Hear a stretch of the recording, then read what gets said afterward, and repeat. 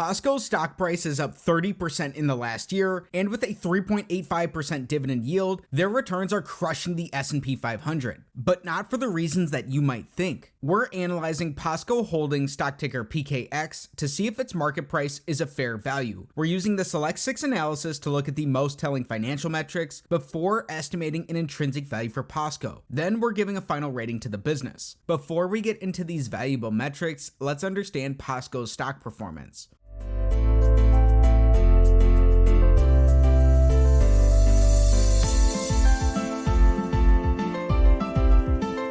Now, POSCO trades for $68.04 per share. In the last year, they're up 30%.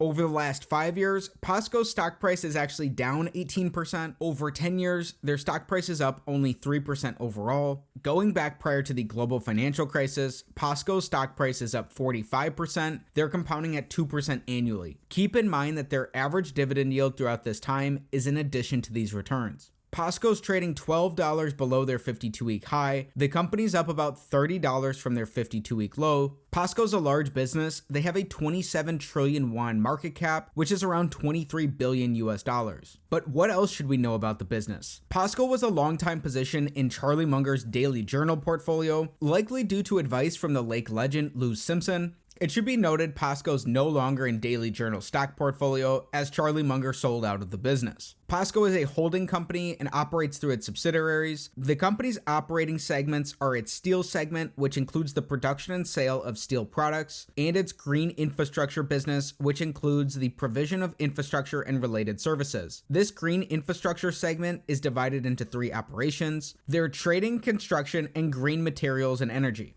Starting with metric number 1, we want POSCO's average return on capital in their last 5 years to be above 14%. Over the long run, over the course of decades, a stock's likely to return approximately what its underlying business returns. These business returns are captured here by return on capital. The average publicly listed business earns about a 7% return on capital. Looking for a benchmark that's double this allows us to build in some margin of safety for ourselves. POSCO historically is a cyclical steelmaker. Their last 5 years of returns somewhat reflect this. Averaged out over this time, POSCO earns about 6.8% returns on capital in a given year. That's just slightly below average, well below the benchmark we'd look for. This is an X on metric number 1 for POSCO.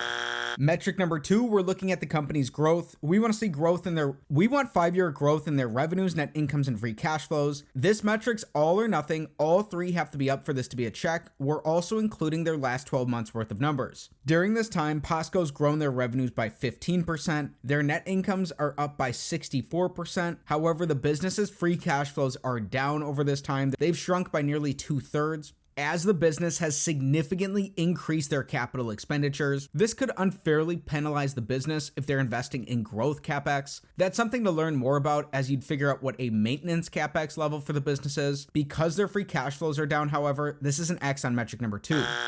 Metric number 3, we're taking the perspective of an individual shareholder by looking for earnings per share growth in the last 5 years for POSCO. Their earnings have grown by 64% over this time, and POSCO's bought back a small percent of their shares, repurchasing 1.5% in the last 5 years. Through their small share buybacks and their earnings growth, this is our first check of the day on metric number 3 for POSCO. Metric number 4, we're looking for free cash flow per share growth in the last 5 years. This gives us a different result from our previous metric because their free cash flows are down over this time, even with these slight share buybacks. This is an X on metric number 4. Recapping where we stand currently, we have 1 check and 3 X's for POSCO. During economic downturns, it's overly levered businesses that are likely at the greatest risk of poor outcomes. In metric number 5, we want POSCO's net debt, which is their total debt minus their cash and their short-term investments, to be below the amount of free cash flow the company has produced in their last 5 years. During this time, POSCO significantly reduced their net debt position. Even though the business's free cash flows have declined, POSCO has produced more than $15 billion worth of free cash flow. These cash flows are 3 times their current net debt position. This is a big check on metric number 5. Even with their free cash flow declines, if we extrapolated their current free cash flows out over the next 5 years, it looks like that would be just very slightly under their net debt position. This is a rule of of thumb and it's nothing hard or fast, it looks like POSCO is doing a good job of using debt in their business, and it's supported by their cash flows. This is our second check of the day. The big metric of them all, metric number 6, we want POSCO's average free cash flow to their total enterprise value to give us a yield that's above 5%. If this is the case, this gives a slight risk premium to the yield of the 10-year treasury. It may offer a reasonable starting point for a valuation of POSCO. Currently, POSCO's enterprise value is just shy of $30 billion.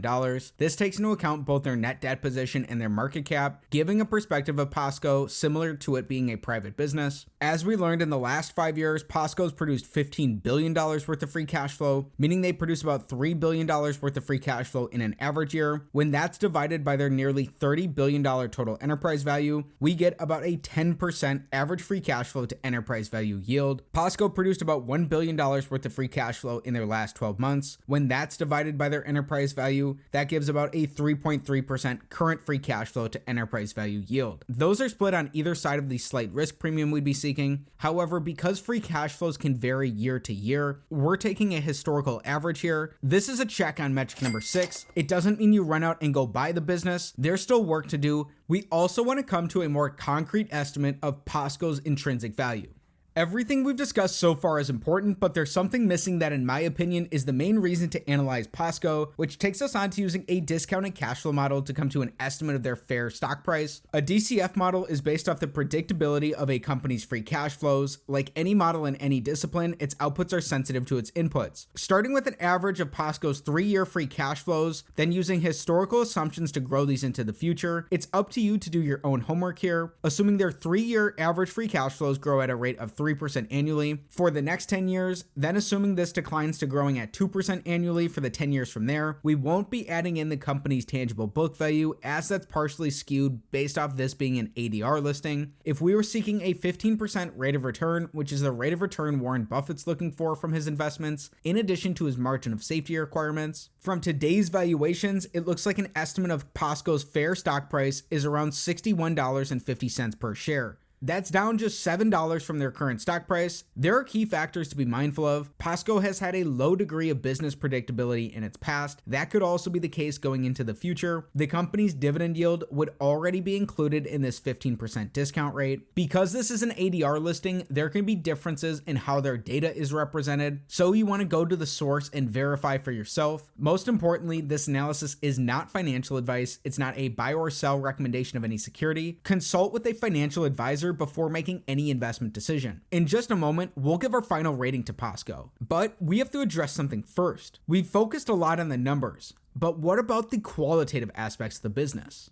Starting with the qualitative points supporting a potential long thesis. Number 1, POSCO's success in technological innovation, expansion in the high-grade steel market, and expansion in non-steel related new growth opportunities could bode well for the company's cost leadership, profitability, and long-term growth potential. Number 2, divestiture and closing of its struggling and non-core businesses should create value for shareholders. Number 3, the Chinese government is pushing for consolidation and capacity reduction in the Chinese steel industry, which could alleviate market pressures on POSCO's exports. Then the key points supporting a potential short thesis. Number 1, it takes time to divest and exit struggling and non-core businesses and to expand into new growth opportunities. Hence, the potential positive returns from these initiatives could take longer than expected. Number 2, any economic slowdown in South Korea, China, Japan, or the rest of Asia, which accounts for about 90% of the firm's revenue, will affect its profitability. Number 3, overcapacity issues in China's steel sector and rising competition from global peers could continue to pressure POSCO's export-oriented steel products.